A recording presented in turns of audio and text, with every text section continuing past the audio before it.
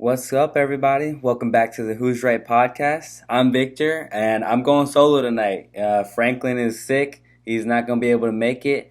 But baseball is back, and we couldn't let you guys go a week without us talking. And so let's get into it. But before I get into it, remember to hit that subscribe, hit that notification button, comment what you think on what we talk about today or what I talk about, and let's get into it. Uh, as of this past week, we're under 40 days away from opening day.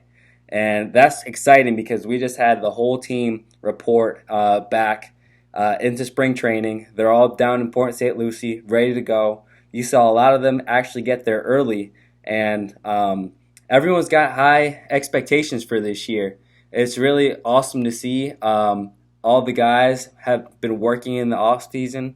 They've been getting at it. You see Francisco Lindor talking about working with the young guys like Mark Vientos and Brett Beatty, and Pete Alonso has been going at it. You saw Starling Marte excited to be back, saying that he's fully healthy and ready to go. So spring training is here. All the players are back. Spring training actually officially starts games on Thursday, but the Mets play on Saturday at 1 p.m. So make sure to check that out if you're looking to get some early baseball action in. Obviously, it's just spring training, and there's going to be a lot of things in the air, just trying to feel things out. But a lot of these guys are back and ready to go. And I don't think it's going to be a normal spring training as you would see it, as things were in the past, where everyone's just kind of nonchalant, getting after it, or just playing and getting back into it. It's going to be some competitive baseball here with the Mets, and it's going to be exciting to see them really compete for the spots. Because you got guys like Luis Angel Acuna talking about playing second base this year and shortstop, and him reporting, and Jet Williams coming back, and all these guys that are competing to be in the major leagues this year are going to be aggressive this year and very competitive in the spring training. So I would encourage you guys, if you're looking to watch some baseball this year early. Like I said, we're less than 40 days away. Then go check it out on Saturday and for the rest of the days leading up to it, because there's going to be some good stuff going on. But something that I've seen from the players reporting this just doing their media days and their interviews with the media, is that everyone has high expectations for this year. Everyone is talking about how they're they're in it to win it this year. They're not really slacking around and seeing it how everyone else does with this is just a rebuilding year, retooling. No, everyone thinks that this is the year that the Mets are going to sneak into the playoffs or even win the division and really make some noise. You got Starling Marte talking about how he has 170 days left in him, or 170 games that he can play this year. It's 160 some game season, and so he's got that playoff mentality too. And speaking of Starling Marte, he's looking good, man. He's looking healthy and ready to go. In one of the interviews that he did, someone asked him if he was going to want to play DH, get off of his feet a little bit, and he was like, "No, I'm ready to go in the outfield, and any way I can help run prevention, let's do it." And that's the mentality that we wanted out of Starling Marte, a hungry, someone that's going to get after it and really put in the work. And honestly, we're going to have a good-looking outfield out there with him being able to play.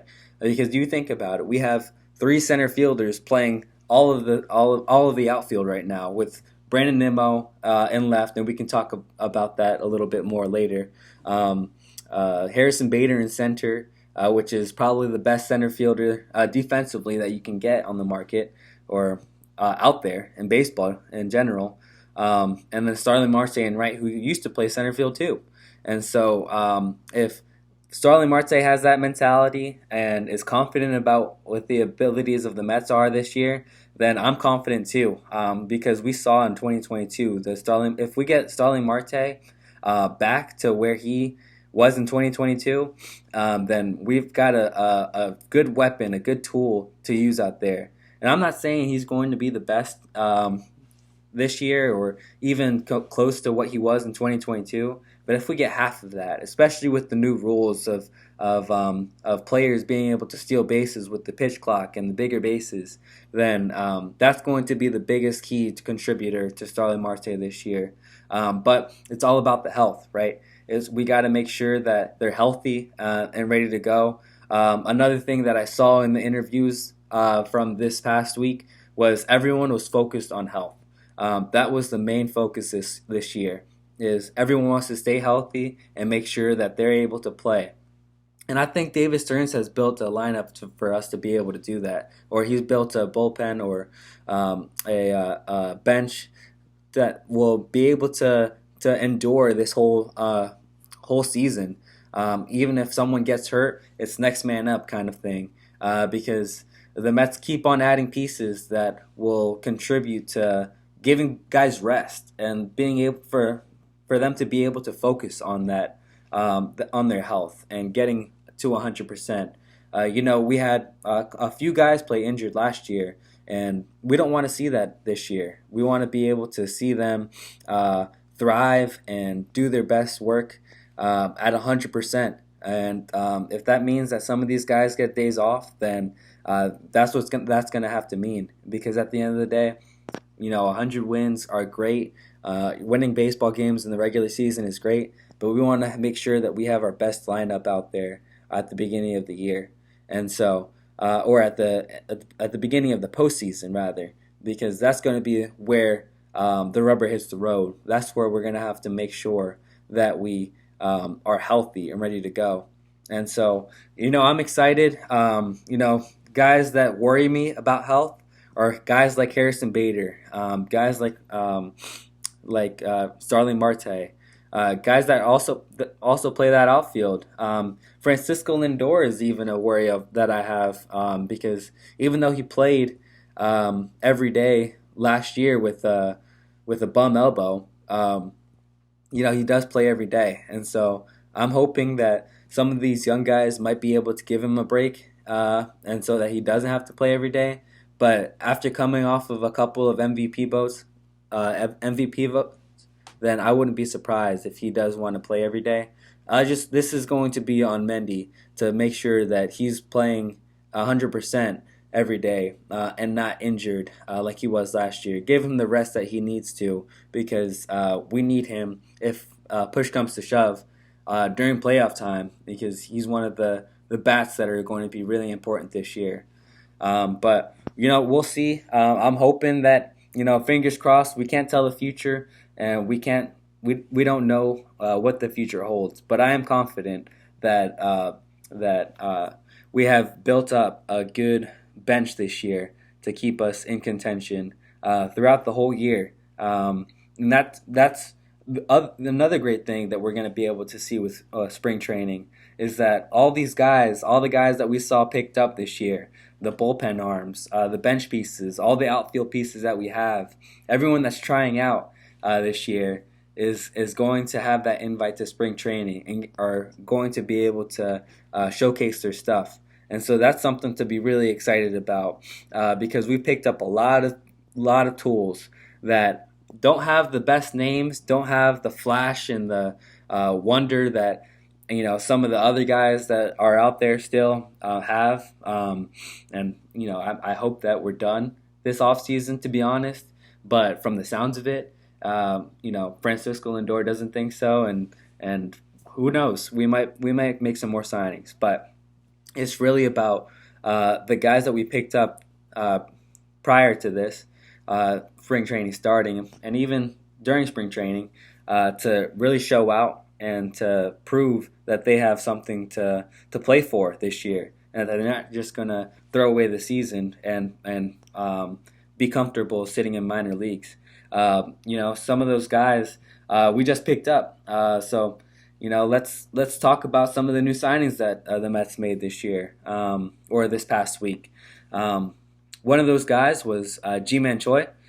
He's a guy that plays first base. He's kind of like a Daniel Vogelback, more athletic type of guy, and he's going to provide a good defense at first base. Maybe even give Pete some time off if he gets too tired, and or if he's not playing 100% and needs to have some time off, and you can slide him over to the DH position so he doesn't lose a step there, and Ji-Man Choi can step in there and play some good defense.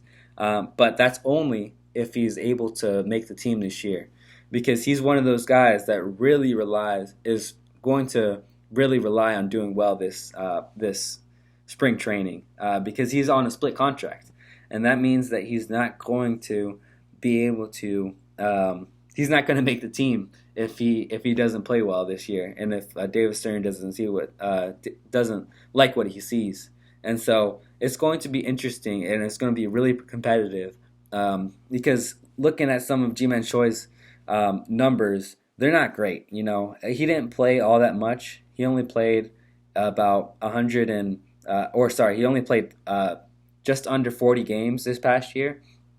But his slash line was 163, 239, and 385.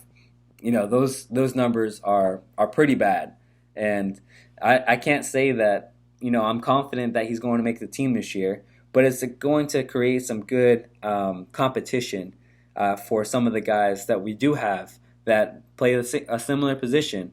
Guys like Mark Vientos even. Because if he's going in there as a DH, kind of battling it out with maybe even DJ Stewart, this is going to be competitive enough for Mark Vientos to say, I want it. I want it more than you do, and you're not going to take it from me. I forgot to mention that too. Mark Vientos had a great interview with the media and talked about how he's competing with himself this year, and that he's going to really rely on, his future with the Mets depends on him in this spring training, and that if he does well enough, he knows that he has the job, and so that's going to be really cool to see him compete this year. And I love this kind of friendly competition that we have here going on, because it's just going to fuel the fire more, and know that you can't take anything off. You have to play every day, hard every day, and make sure that you're competing to the best of your ability, because you know that there's someone banging at the door to come and steal your spot. And Ji-Man Choi is one of those guys, and it'd be cool. It'd be a cool story to see if he makes the team, but I'm not going to rely on it, and I'm not going to dwell on him too long.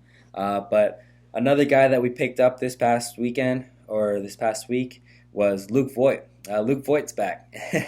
He played down in Syracuse basically the whole season after we picked him up, and he's another guy that plays first base, that has gotten an invite to spring training, and that is going to compete for a spot on the bench. And that's as much as it's going to be, because Pete's there. He's not going to steal Pete's spot, and maybe he even does.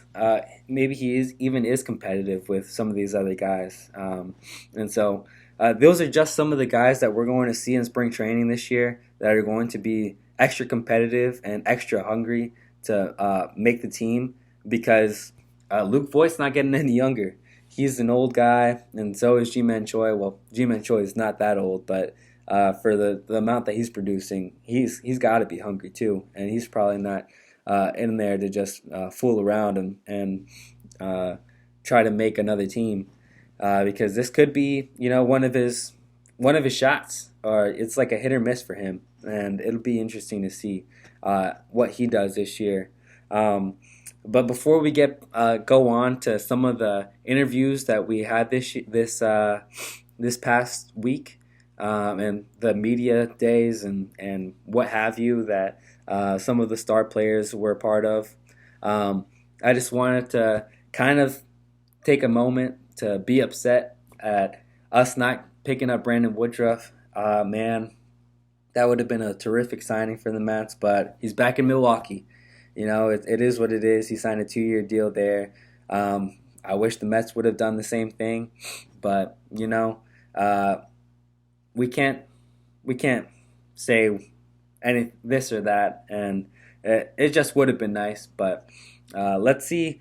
It's going to make next off season, really interesting because he was one of those that we could put in our pocket and hold on to next year, um, for next year, and not feel like we have to fill all these holes. Now it kind of feels like we're gonna have to fill all these holes because even though guys like Sean Manaea are on a 2-year deal, it's a 1 year deal with a 1 year option. That's a player option, and that's a couple of the guys are on 1 year deals, and the only one that's coming back next year is Kodai Senga. So it's going to make next off season really interesting, and it's going to kind of stress me out for a little bit unless we do something soon, or unless some of these guys can in the minor leagues can really show up and really start to do something that will force the hands of David Stearns and start bringing these guys up. One of those guys that I'm hoping is getting a little older, but I'm hoping will do well this year is Joey Lucchesi. He's one of those guys that will probably be in the back of the rotation. But at the end of the day, we saw him compete last year, and for a while, the Mets weren't doing great. But Joey Lucchesi came in and shut the door on any of the things that we were doing bad. When Max Scherzer wasn't pitching well, when Justin Verlander wasn't pitching well, Joey Lucchesi came in and he started pitching. And I don't expect him to make the team this year or even really do well. Or we might see him maybe once or twice in this season. But it'd be really cool to see guys like that break out this season to make me feel a little better about not picking up any other starting pitchers on longer deals this year, and give me more confidence going into next year, not feeling like we have to throw money at everybody. But a part of that is a lot of money is coming off the books next year, and we're going to be able to be more aggressive. But you never know. With guys like Yoshinobu Yamamoto, we saw him. We saw us competing to pick him up, but at the end of the day, he didn't choose the Mets, and that's going to be the same deal next year. It's not that no one's gonna choose the Mets, but it's just going to be harder to pick up these guys when everyone's going to be going after them, and maybe even teams that are look better than the Mets. But that's next year's problem, and we'll have to address that when it comes. But moving on to some of the media day press conferences that we had that we saw, and I want to start with the most kind of interesting one. I'll say interesting because I don't know if it was, well, for me it was concerning, but that is Pete Alonso, Polar Bear Pete. And his interview, and he said some great things. Shout out to Pete. He's going to be doing some awesome things with every home run that he hits this year. He's going to be donating, I think it's $1,000 to an animal shelter and trying to get some of those animals, some of those dogs and cats and other animals saved from being put down. And that's just awesome, and you see how great Pete is, and man, I hope that he stays. And what the concerning part was that he said that the Mets had not even addressed future extension or extension talks at that. That the only talks that the Mets have had this year were that for his arbitration contract, and that they haven't even come to the table with an offer to extend him past this year. And that concerns me, guys. I don't know about you. Let me know if that doesn't concern you. But if the Mets haven't even made an offer, how does that make Pete feel? How does that make? Sorry. How does that make everybody else look? How does that make the Mets look in this situation? Because at the end of the day, you can say this or that Pete was never going to sign no matter what deal we gave him, or it was never going to come to terms because the Mets weren't going to give him the money, or he wanted to wait until next offseason and see and test out the market because he has Scott Boras as an agent. But you got to at least try, show him that you still want him. You got to at least put something on the table to show that you're interested instead of just, giving up, essentially, and pushing that off to next year. Because at the end of the day, if you're a Scott Boras client or not, if you want to stay, which Pete sounds like he does, he said that his family really likes New York and that he can see himself being a lifetime Met. You got to at least give him the opportunity to do that. Scott Boras can only say so much and convince him so much on going into the next offseason. But at the end of the day, it's Pete's decision, So give him at least an opportunity to make that decision. What the Mets did here was not even give him an opportunity to make a decision on if he was going to be with the Mets next year. They said, let's not worry about it. Let's just push it off until next year. We talked about it before. We didn't think that it was going to happen, but to hear that the Mets haven't even tried is just kind of disappointing. So let's see with everything that's happening in the media right now, because that blew up, if the Mets actually try to make an offer now. Because unlike Lindor, he's not waiting until the end of the season, or he's not putting a deadline during the season. These negotiations can happen all throughout the year, and Pete will listen as long as they're talking. But you got to start the conversation. We can't just expect to go into next year and say, oh, he's stayed with us, or he's been with us for his entire career. He's going to stay with us because we're going to give him the most money. You got to at least show him that you have that interest, and that maybe that even gets you a team-friendly deal. Obviously, that seems like it's out the window. We're probably not getting a team-friendly deal with Pete at this point, and whatever offer that we make is kind of going to be a pity offer until we hit the offseason next year. But it is what it is. I'm excited to see MVP this year because I really do think he's going to have an MVP season, and it's going to be cool to watch on a walk year of Pete Alonso, coming off of, since he's debuted, he's had the most home runs in baseball. And so just imagine what he's going to do this year. It's going to be awesome. And hopefully the atmosphere and the vibe of the whole team will spur him on to continue to do great things. Because, he had his best year in 2022. I keep on bringing up 2022 because it was a great year for everybody. But, he had around, I can't remember the number of home runs. I think it was around 50 home runs. But that was spurred on from the rest of the team doing well. And, let's see. I'm excited to see Pete this year, even if we don't extend him during the year, because I think he's definitely going to break the Mets home run record. But, he has a chance to exceed that this year and really set the tone for future Mets down the line.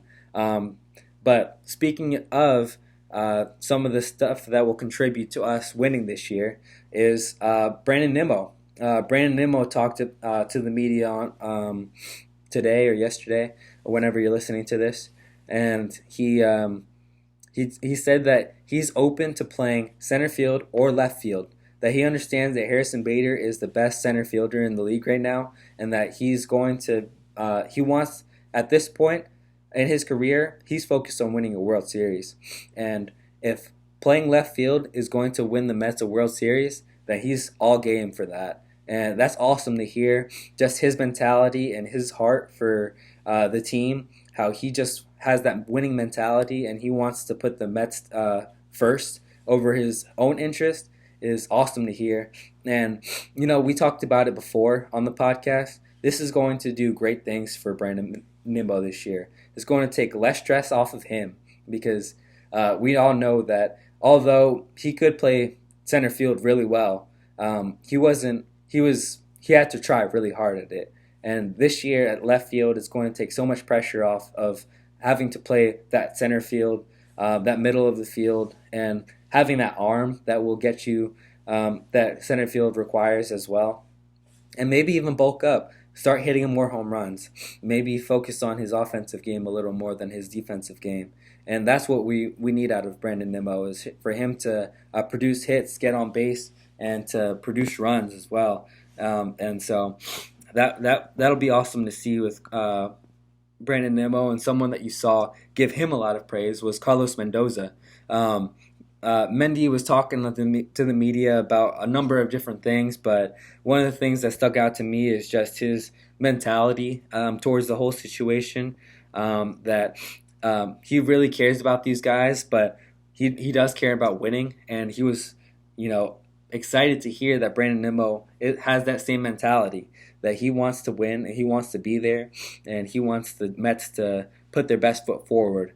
And Carlos Mendoza, although he talked about him being a first-year manager and testing all these things out, he has that mentality of, I'm going to do what it takes to win. And he's going to encourage the guys and make sure that they're doing well. And, something that Pete said in his interview was that Carlos Mendoza can only do so much. It's about the guys in the clubhouse that are stirring each other on, encouraging one another and creating that culture that is so important to winning baseball games.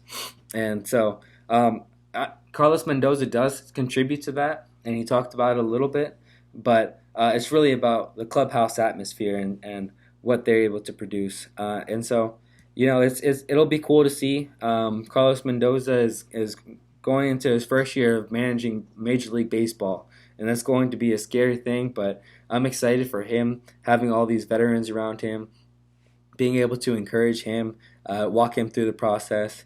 And, it's going to be interesting to watch how he works with the tools that David Stearns has put together for him, because it's going to be, his year to prove that he can be a major league manager. But we'll see. There's more baseball to come, and we'll only know about this team when the season starts. And so, I'm excited. Baseball is back officially. Spring training is back. Major League Baseball opening day is less than 40 days away. I'm ready to go. And so I'm excited for it. But let me know what y'all think about anything that we talked about today, about our new signings, about spring training being back, and about some of the stuff in the press conferences that we listened to this past week. And let me know what you think. If you agree with me about Pete, or if you think that we're making the right decision about letting him not making an offer until next year. Let me know what you think about some of the new signings in Luke Voit and Ji-Man Choi. And let me know what you think about some of the guys that you think will break out this year in spring training. But I'm going to leave it there. I'll see you guys next week. We're going to have some good things to talk about, some actual baseball to talk about, and seeing some players hit the field. And, it's going to be exciting stuff. So peace out, guys. Let's go Mets, and I'll see you next time.